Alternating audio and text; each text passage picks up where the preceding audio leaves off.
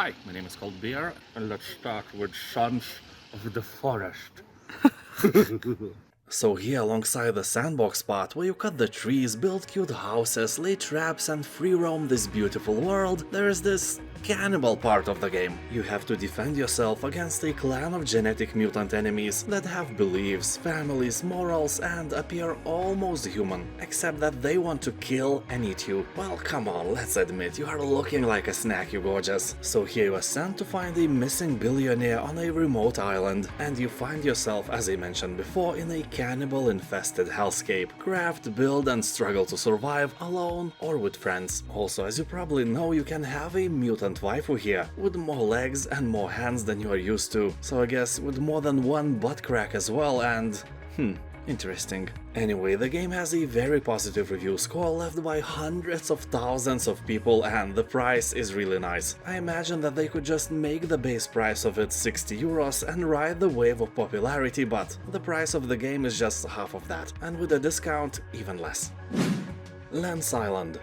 In this survival open-world crafting game, you will engage in dynamic, skill-based action RPG combat with a free-moving camera. You will craft various weapons and armor, build a fortified base, gather resources and explore dangerous places. And when you need a bit of a rest, you can find peace in cultivating your own farm and raising animal companions. You can tailor your character to suit your preferred playstyle, whether you are a dedicated warrior, craftsman, fisherman or a fearless farmer. Yeah, it takes a lot of courage and balls to be a farmer. Have you seen Clarkson's Farm? Great show, by the way, I can totally recommend. So in Lens Island, with every choice you make, the world around you evolves and changes. I must say that the game is still in early access, so you will definitely encounter some bugs and glitches, but most of them won't ruin your game or fun experience. It's a very beautiful game, so conquer this land and build your own tiny cold Bearistan here.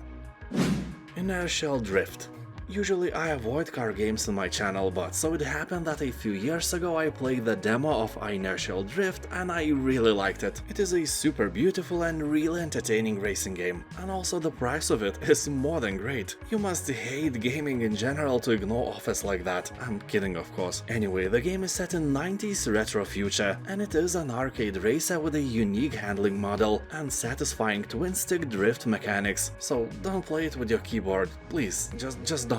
The game will offer you 16 unique cars with various characteristics to master, and you can drive those in 20 handmade tracks while listening to retro electronic music and admiring beautiful landscapes. Well, honestly, you will have all your attention on the car, so if you are not born in Chernobyl and don't have an additional pair of eyes dedicated for admiring horizons, that may be a hard thing to do. Anyway, this is a great arcade racer, fun no-brainer after a hard day at work. Bendy and the Ink Machine.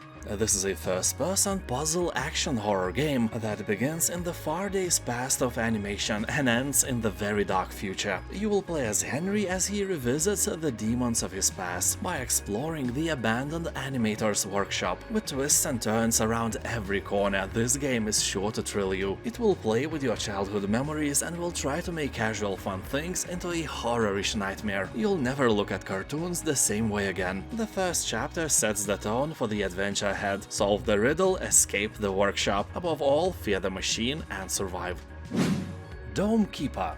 Dome Keeper has about 90% of positive reviews, so it is obviously a hidden gem you may want to try. Well, a nice polished rock at least. This is a roguelike survival miner where you will defend your dome from wave after wave of monsters. You will use the time between each attack to dig beneath the surface and search of valuable resources and artifacts, and use them carefully to choose powerful upgrades and bonuses. People on Steam are talking that the game is very polished, rich and imaginative. It's all you need for your free time. Well, this and potato salad. Empyrion Galactic Survival. This is an open-world space sandbox survival adventure. Here you'll build powerful ships, mighty space stations and vast planetary settlements. Follow your greed and explore, conquer or exploit a variety of different planets and discover strangest mysteries. You will have to fight alien, human and other biological hazards and survive in a hostile galaxy full of hidden dangers. You can play as a lonely potato or team up with your friends, build new friendships, create alliances or make war to conquer the solar system. The title combines elements from space simulations, construction games, survival games, and various shooters. About 80% of the reviews on Steam are positive. People say that the gameplay is way better than it looks, and that is always a good sign. Although many players are bashing the difficulty level of the game, some enemies are overpowered and also the learning curve is pretty steep.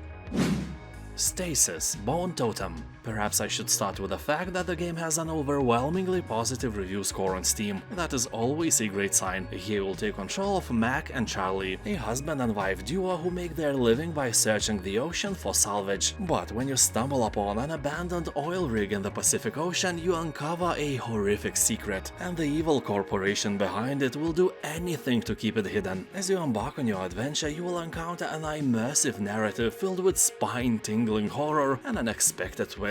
Stasis Bone Totem, despite being a psychological horror game, is kinda relaxing because of the point-and-click nature and an interesting puzzles to solve. Craft the World. This is a sandbox strategy game, the mix of Dungeon Keeper, Terraria, and Dwarf Fortress. Here you'll explore a randomly generated world populated by dangerous creatures, build a base, gather resources, and craft all the items, weapons, and armor you need. Here you will take on a role of god. You will control your tribe by giving them commands to dig in certain places, attack enemy creatures, and build houses and other structures. You never control units directly, but they must obey your orders anyway. Like you must obey the orders your cat gives you. You'll need to provide your people with food and clothing, as well as help them with magic when fighting other inhabitants of the world. Very positive reviews on Steam confirms that this is a great game for you to try. Tormented Souls. Let's be honest, the heroine of the game looks out of place, and it's hard to take some anime protagonist seriously in a horror game. Despite that, it is probably the only bad thing, because the game is great. If you enjoy classic survival horror titles, Tormented Souls may be your spoon of potato salad. It is suitable for all the fans of classic Resident Evil, Silent Hill, and Alone in the Dark. So here, while investigating the disappearance of twin girls at Winter Lake, something terrible happens to you. Waking in the dead of night, hooked to some kind of outdated medical equipment in a bathtub, you must fight for your life as you explore the halls of the abandoned mansion, filled with monsters, secrets, and eternal darkness. Sounds like cliché, but it's hard to find bad comments about the game. Everyone loves it. Marvel's Midnight Suns. Here you'll become the Hunter, the first fully customizable original hero in the Marvel universe. You can personalize your appearance, choose your reactions to situations, and build friendships with other Marvel characters spanning the Avengers, X-Men, Runaways, and so on. Like in many similar games, you will decide who to take with you on missions, which missions to embark on, and a host of other options to make this a unique experience. The game is made by the creators of the legendary XCOM series, so there is no surprise that the game has a very positive review score on Steam and is appreciated by Marvel fans and by turn-based lovers as well. For example, I liked superhero movies, but when they started to make like 7 of them every year, I stopped watching and I have no idea who half of these superheroes in this game are. Batman Arkham Asylum, Game of the Year Edition. This is the first one of the Arkham games. You may think that it is quite an old game, and you are right, around 15 years is not a joke. But surprisingly, the graphics are still great. I can't even imagine how this game felt back then, because when I look at it, it's like it never aged at all. Some Elijah Wood of games. Anyway, it still has overwhelmingly positive reviews on Steam and is one of the best rated games on the store overall. Here you'll use the free flow combat system to chain together unlimited combos seamlessly, and battle with huge groups of the Joker's henchmen in brutal melee brawls. You will have to solve interesting puzzles with the help of a cutting-edge forensic tools, including X-ray scanning, fingerprint scan, spray, and pheromone tracker. And sooner or later you will meet famous villains, such as the Joker, Harley Quinn, Poison Ivy, and Jada Pinkett Smith. Well, maybe not the latter, but anyway, this game is a masterpiece even if you don't like Batman. Merchant of the Skies.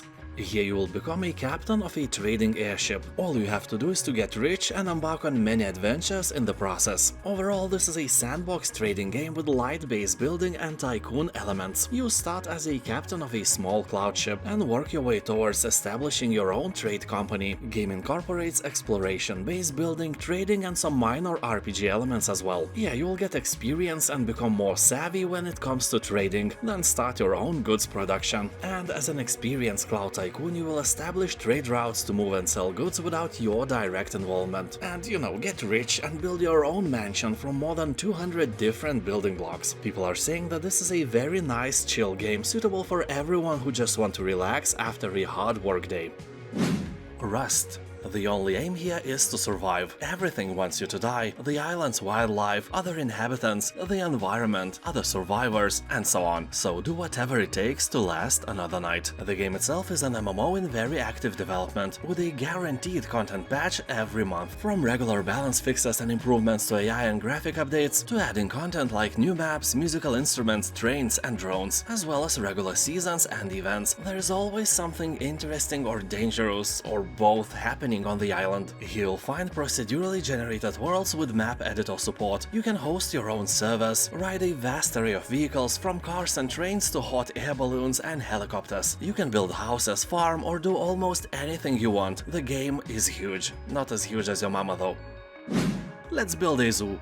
Let out your wild side and create your own animal empire in this cute, expansive management sim. Here you'll import and breed rare creatures, hire the right staff, keep your visitors happy, and deal with plenty of weird and wonderful events. You will be able to juggle through hundreds of buildings, foliage, path, and enclosure decorations. Control everything that happens in your park, from what your animals eat to what eats your animals. And speaking about animals, here you'll find more than 500 different creatures. But that is not all. Try your hand at DNA splicing and stitch them together. Ever wanted to crossbreed a crocodile with an owl? Here you can. No, really, any combo is available. You can create over 300,000 different types of animals, although most of them will probably silently beg you, kill me now. That is, if they could speak, but they are animals, so they will go ow, ow, ow, ow, and you will ignore their pleas. Also, every zoo owner is a businessman first and only then an animal lover. Just watch Tiger King. So money is way more important than ethics, and you want your zoo to thrive and be famous in the world. Oh, shut up. The Unfinished Swan. Here you'll explore a mysterious all-white landscape by splatting paint to reveal the world around you. You'll follow a swan that stepped out of an unfinished painting and wandered off into a surreal storybook-inspired kingdom. Each chapter brings surprises and new ways to explore the world, which is a host of bizarre and sometimes dangerous creatures. You will also encounter the eccentric king who built this empire. This is simply one of the best puzzle games ever created. If you are looking for a nice game with a good story and relaxing gameplay, this title is a must-try, no doubt.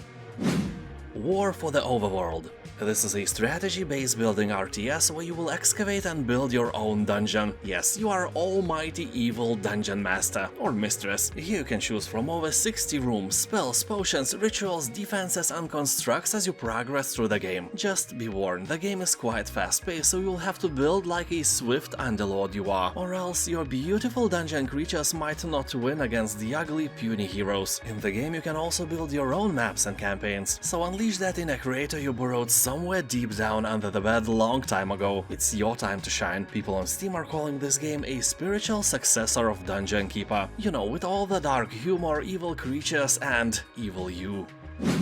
Dorfromantik. This is a relaxing building strategy and puzzle game, in which you place tiles to create ever-growing, idyllic village landscapes. With Dorfromantik you can immerse yourself in a quiet, peaceful world at any time, and take a break from everyday life, which usually sucks. At the same time, the game offers a challenge for those who are looking for one. To be the high score, you need to carefully plan and strategically place your tiles, so you will have to use that tiny organ in between your ears. And it's good for you to take a break from killing countless zombies, riding dragons, and hunting Bigfoot. It somehow reminds me of a tabletop game named Carcassonne. If you like that, you will love this game as well, and vice versa. And now is the time when you subscribe, or if you are already subscribed, hit that bell notification button. Let's be friends with benefits. Terraria. The game is way more than just a flat version of Minecraft. Terraria is so much more beautiful, with more special effects and more dynamic fights. Here you can craft hundreds of items, build houses or even castles in any form you desire. Yes, even in that one you are thinking about Castle of Boob? Yes, the Castle of Boob. Here you'll have to survive dangerous nights, defeat waves of enemies, and dig down below to encounter some unspeakable horrors. Yeah, really, some of them are really difficult to describe. Although don't play it alone, play it with your wife, brother, friend, or mother-in-law. You will enhance the experience many times. The game has overwhelmingly positive reviews, everyone likes it. Townscaper. What a beautiful game this is. Well, it's hard to call it a game, to be fair. There are no goals or gameplay, just plenty of building and plenty of beauty. That's it. As developers say, Townscaper is an experimental passion project, more of a toy than a game. Pick colors from the palette, plop down colored blocks of houses on the irregular grid, and watch Townscaper's underlying algorithm automatically turn those blocks into cute little houses, arches, stairways, bridges, and lush backyards. You can build your own cold beer town, cold beerville, or even whole cold beeristan and enjoy the amazing view. Game has overwhelmingly positive reviews, and I can see why. Call of the Sea. A wonderful game for puzzle lovers when you unlock the secrets in the Hunt of Missing Expedition. It is the year 1934. In the far reaches of South Pacific, you play as Nora, who has crossed the ocean following the trail of her missing husband's expedition and finds herself in a lush island paradise, a nameless forgotten place dotted with the remnants of lost civilization. What strange mysteries does it hold? And what might Nora dig up in her quest for the truth? Maybe a better recipe for potato salad? Nah, I doubt it. People are talking that Call of the Sea has very interesting story and the visuals are stunning. On Steam it has about 90% of positive reviews, and that is definitely enough for you to dive in this first-person story-rich adventure. And I will thank you for watching, have a nice day, and I'll see you next time. Bye.